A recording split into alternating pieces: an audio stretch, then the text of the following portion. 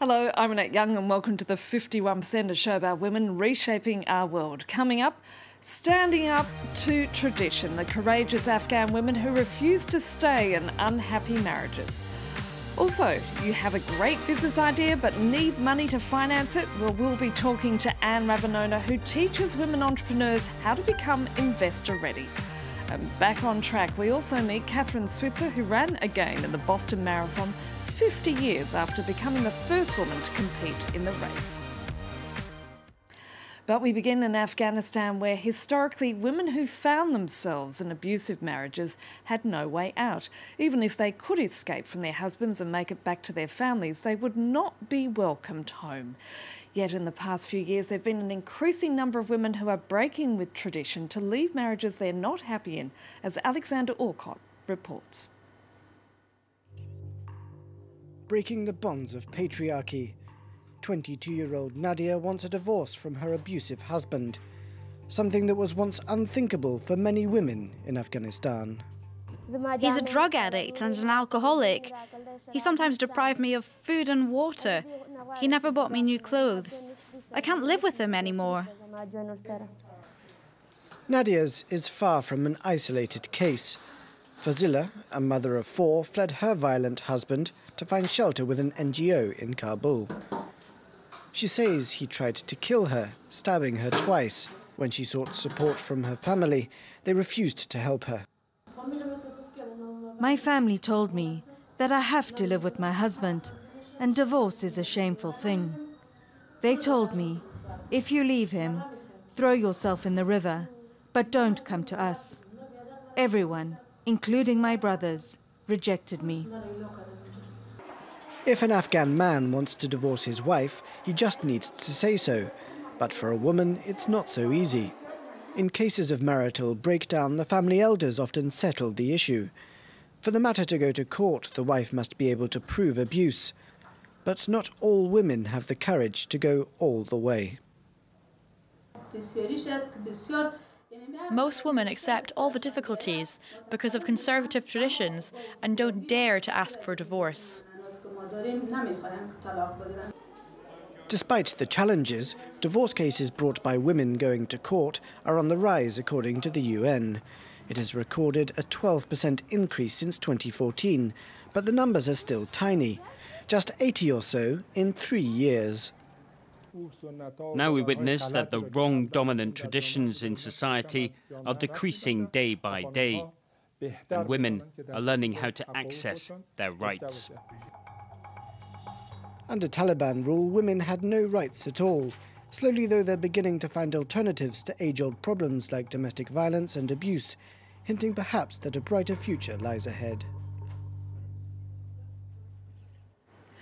Now, you're an entrepreneur with a fantastic idea for a new business. So what do you do to raise money and who do you turn to?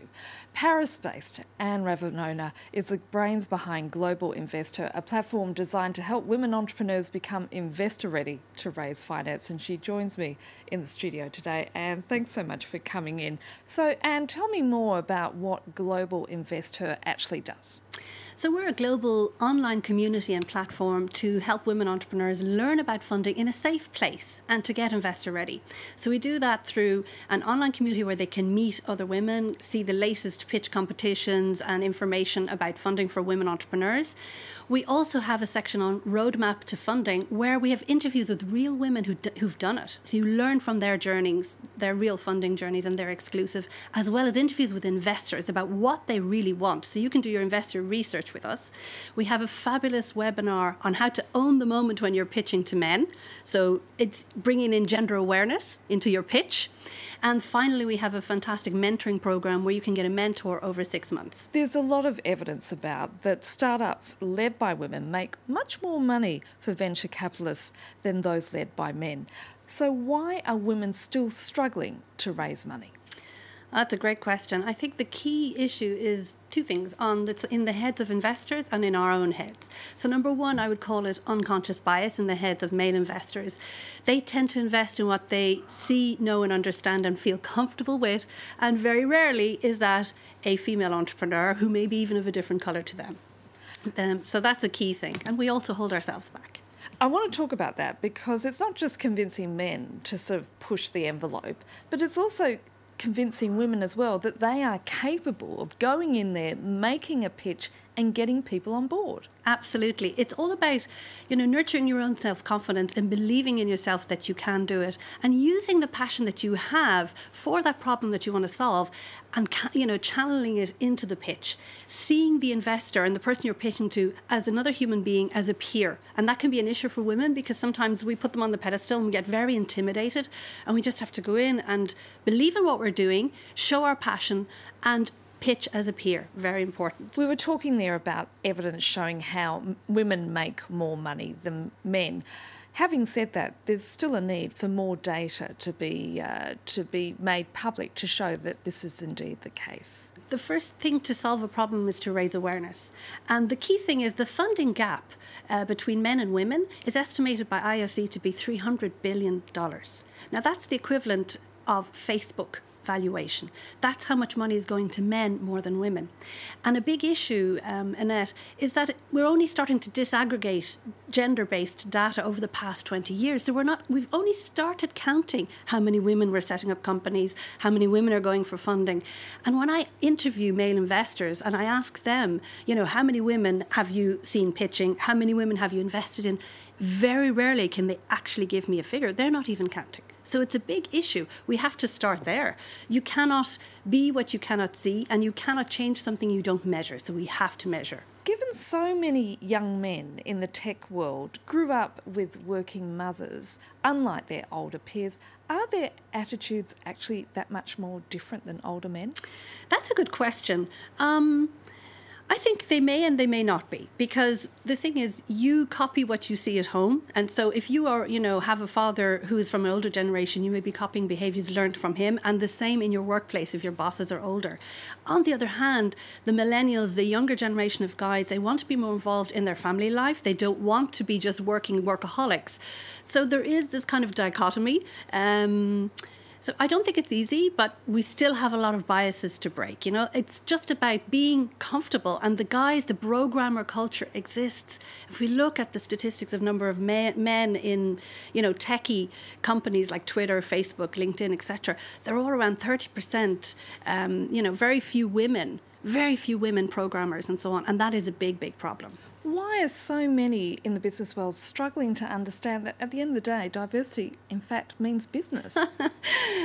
Oh, my goodness. I don't know why. I think we need to kind of look at the figures, right?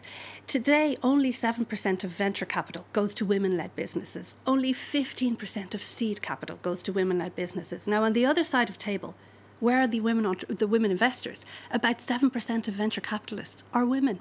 About 20% of business angels are women. So we actually need to have more women in these male-dominated industries.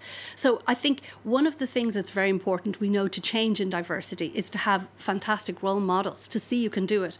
But the guys have to realise the data all points, as you know from the Harvard